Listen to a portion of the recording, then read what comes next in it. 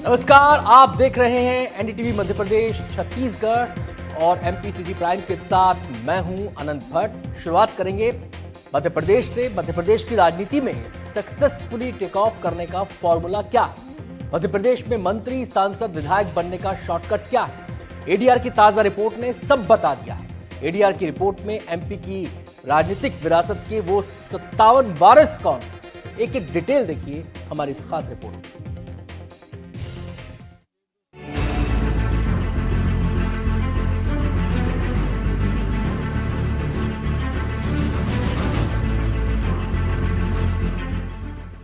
Cabinet मंत्री विश्वास सारंग पूर्व सांसद कैलाश सारंग के बेटे, नेता प्रतिपक्ष उमंग सिंघार पूर्व नेता प्रतिपक्ष जमुना देवी के भतीजे, राज्य मंत्री कृष्णा गौर पूर्व मुख्यमंत्री बाबूलाल गौर की बहू है, कांग्रेस विधायक और ऑल इंडिया आदिवासी कांग्रेस के अध्यक्ष विक्रांत भूरिया पूर्व केंद्रीय मंत्री कांतिलाल भूरिया के बेटे हैं। चेहरे अलग, नाम अलग, पार्टी अलग, लेकिन बैकग्राउंड एक, पहचान एक। कोई पूर्व मुख्यमंत्री का बेटा या बहू है, कोई पूर्व मंत्री का रिश्तेदार है। मध्य प्रदेश की सियासत में वंशवाद की वेल कितनी गहरी है, इसे लेकर एडीआर की चौंकाने वाली रिपोर्ट सामने आई है। मध्य प्रदेश विधानसभा में 230 सदस्य हैं, 29 लोकसभा सदस्य और 11 राज्यसभा सदस्य मध्य प्रदेश से चुने जाते हैं। इस तरह मध्य प्रदेश में कुल 270 जनप्रतिनिधि हैं। एडीआर की रिपोर्ट के मुताबिक इन 270 जनप्रतिनिधियों में से 57 यानी 21% पॉलिटिकल फैमिली से आते हैं। मतलब एमपी का हर 5वां सांसद विधायक ऐसा है जो परिवारवाद की राजनीति को आगे बढ़ा रहा है। राजनीति में परिवारवाद की बात करें तो यूपी बिहार के बाद एमपी देश में छठे पायदान पर है। यही वजह है कि परिवारवाद पर एक दूसरे को कोसने वाली कांग्रेस बीजेपी इससे अछूती नहीं है। मध्य प्रदेश में बीजेपी के 165 विधायकों में से 28 विधायक और कांग्रेस के 65 में से 20 विधायक परिवार की राजनीतिक विरासत संभाल रहे हैं। एमपी के 29 लोकसभा सदस्यों में से 5 ऐसे हैं जिन्हें सियासत विरासत में मिली है। एमपी से चुने जाने वाले 11 राज्यसभा सांसदों में से 4 पॉलिटिकल फैमिली से हैं। इनमें कांग्रेस बीजेपी से 2-2 सदस्य हैं। ये मध्य प्रदेश विधानसभा है और यहाँ 230 विधायक बैठते हैं। यहाँ बैठने वाले हर 20वें विधायक को सियासत विरासत में मिली है। इसी तरीके से मध्य प्रदेश से लोकसभा और राज्यसभा के 40 सांसद हैं। एडीआर की ताजा रिपोर्ट को माने तो हर चौथे सांसद की पृष्ठभूमि राजनीतिक परिवार से है। संगीत की तरह मध्य प्रदेश की सियासत में भी कई घराने हैं और ये घराने ऐसे हैं जिनकी तीसरी चौथी पीढ़ी सियासी पारी खेल रही है। इन्हीं में से 2 घराने हैं राघोगढ़ और ग्वालियर राज परिवार।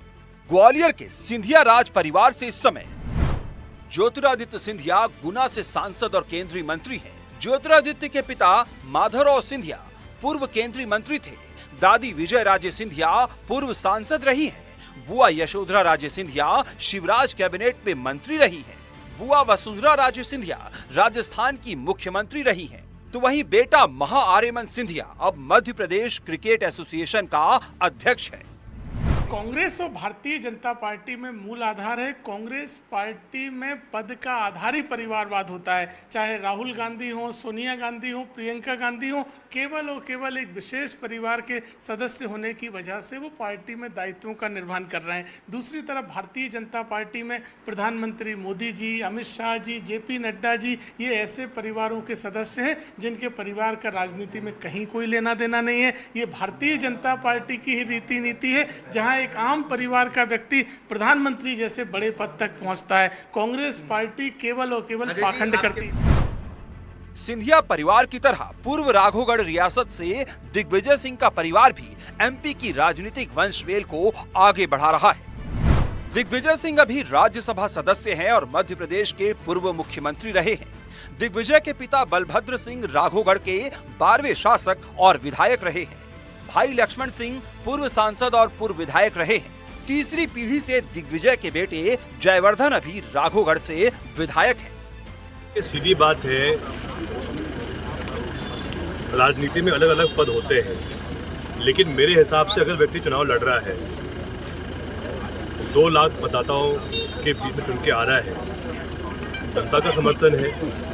परिवारवाद तब होता है जब बिना कोई योग्यता के